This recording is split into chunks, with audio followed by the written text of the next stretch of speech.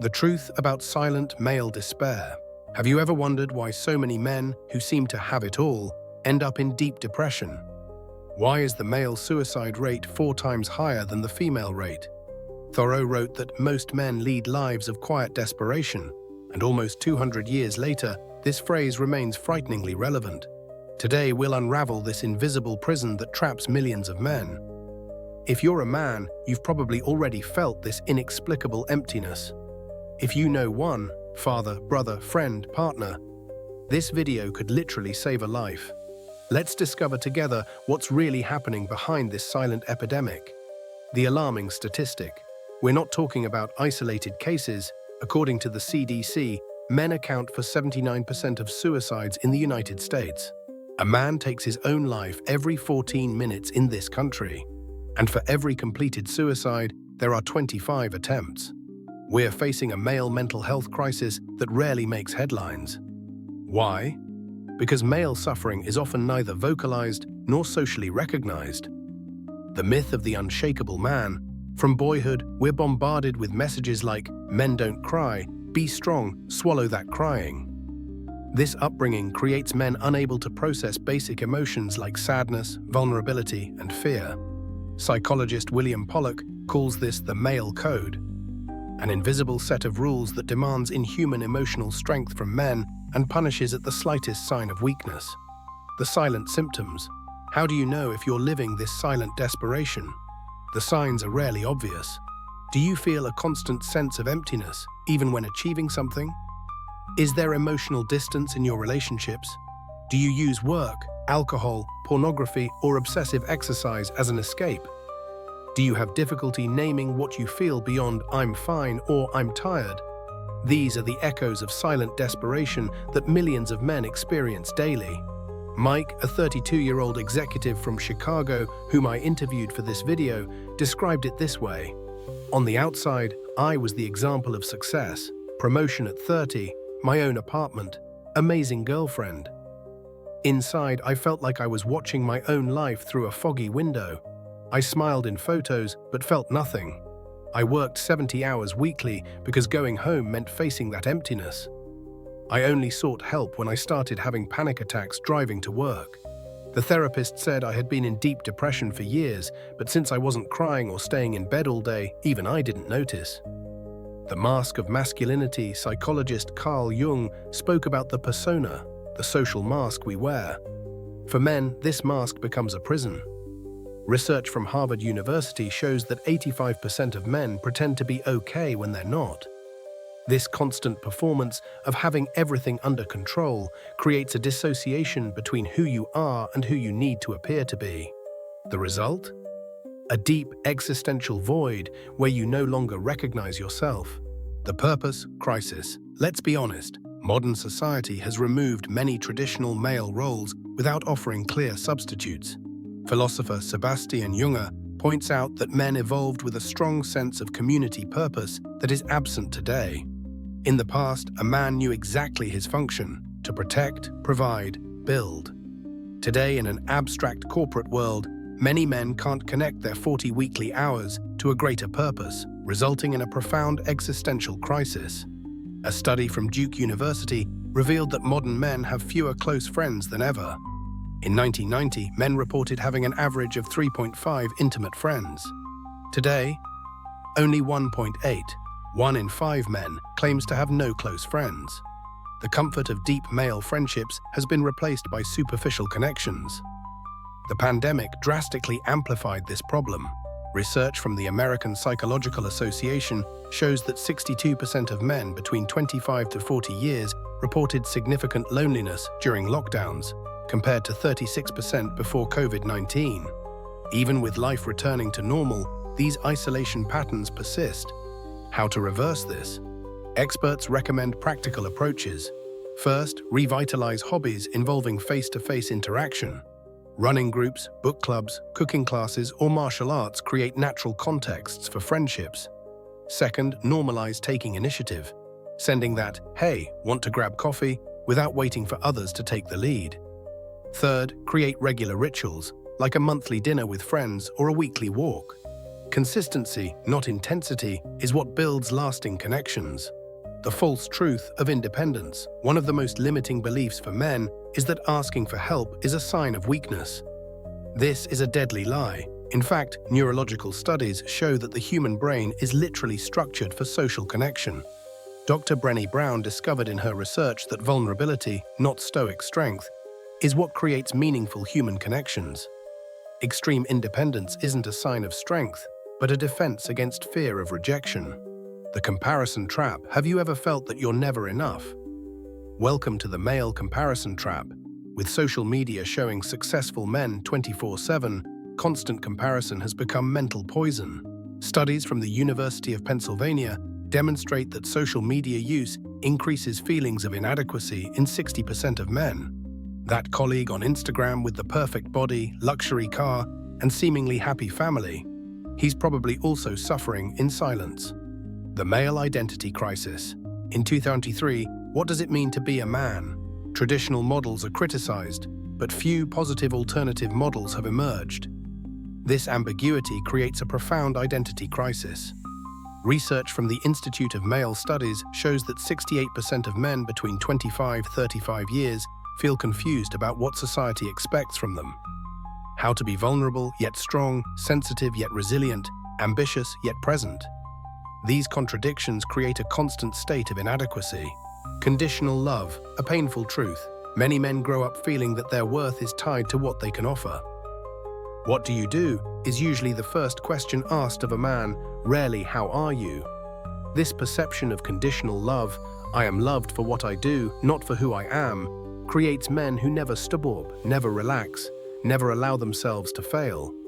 Psychologist Robert Glover calls this the nice guy syndrome. Men who believe their value lies in what they can do for others. Silent desperation isn't just emotional, it literally kills. Studies from the Mayo Clinic show that chronic emotional suppression is linked to heart disease, hypertension, and compromised immune system. Men with low emotional expression are 50% more likely to develop cancer. A 2022 study from the University of Michigan revealed that men who frequently suppress emotions have 26% higher cortisol levels, stress hormone, resulting in shortened telomeres, biological markers of accelerated aging. In practical terms, men are literally aging faster due to unprocessed stress. And how do they cope? Data from the American Liver Foundation shows that men are twice as likely as women to use alcohol as self-medication for anxiety. The American Association of Occupational Medicine reports that 72% of cases of pathological workaholism occur in men, averaging 60-80 weekly hours, as a way to avoid confronting difficult emotions. Your body is literally screaming what your mouth cannot say. The failure in emotional education. Let's be clear, boys rarely receive emotional literacy. A study with parents showed they use an average of 1,500 more emotional vocabulary words with daughters than with sons. When a girl cries, we ask, "What happened?" When a boy cries, we say, "Stop crying." The result?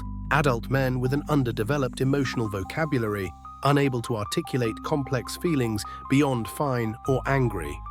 The weight of the armor. Poet Robert Bly describes traditional masculinity as an armor that initially protects, but eventually suffocates the man wearing it. This metaphor is deeply accurate. The male social armor, not showing emotions, never admitting weakness, always appearing in control, protects from superficial vulnerabilities but prevents deep connections. Like any heavy armor, it exhausts whoever carries it for too long. The new perspective, authentic strength.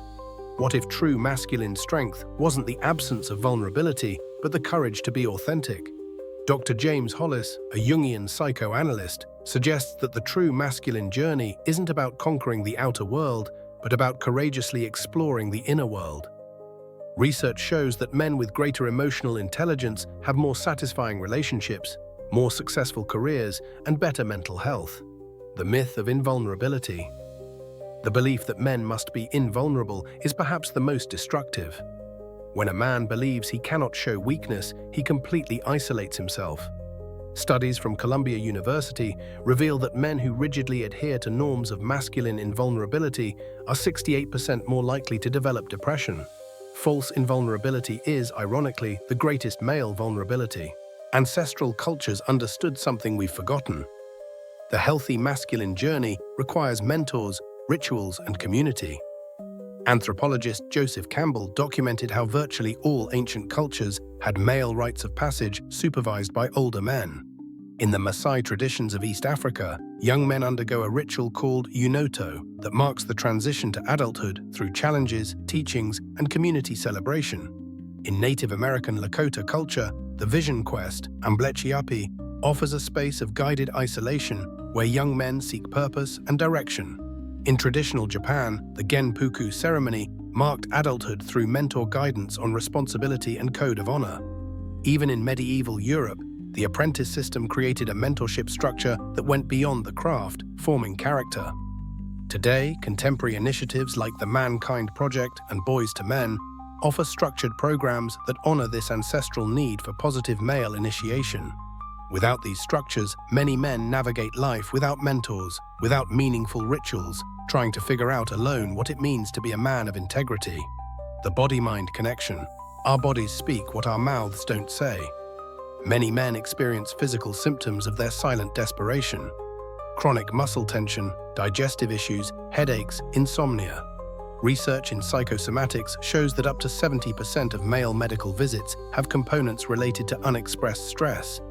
Your body is literally screaming for help when your voice cannot. The power of male community, the most powerful solution to silent desperation. Other men, groups of men who meet regularly to discuss their internal struggles, show impressive results. A University of Chicago study followed men in support groups for 18 months and documented 62% reductions in depressive symptoms. Authentic brotherhood, not based solely on sports or drinking, can literally save lives. Redefining male success. What is a successful man? Our culture defines male success primarily by external achievements, money, status, power. But Harvard longitudinal studies on happiness consistently show that, on the deathbed, no one mentions the car they had or the size of their bank account. The quality of relationships and the feeling of having lived authentically dominate the accounts of well-lived lives. Freedom from silent desperation begins with a simple but scary step: naming what you feel. A UCLA study showed that simply naming emotions reduces their intensity by up to 50%. Cognitive behavioral therapy demonstrates 75% effectiveness in reducing depression symptoms in men who had never openly talked about their feelings. To begin your emotional literacy journey, I suggest the TIDE framework. Trace, identify, unpack, express. Step 1. Trace. For a week, set 3 daily alarms and note on your phone how your body feels at that moment. Tension in shoulders, tight chest, churning stomach. Step 2. Identify. Use an emotion meter, easily found online, that lists dozens of emotions beyond the basics. Circle those that resonate with your physical sensations. Step 3. Unpack. For each strong emotion, ask, what is this emotion trying to show me? And what need is not being met? Step 4. Express. Choose at least one safe person in your life with whom to share a vulnerability each week. Start with something small. This framework, practiced consistently for 30 days, creates new neural pathways for healthy emotional processing. The courage to be imperfect. Perfection is a toxic fantasy that imprisons many men. Psychologists call this the excellence trap, the belief that you must be excellent in everything you do.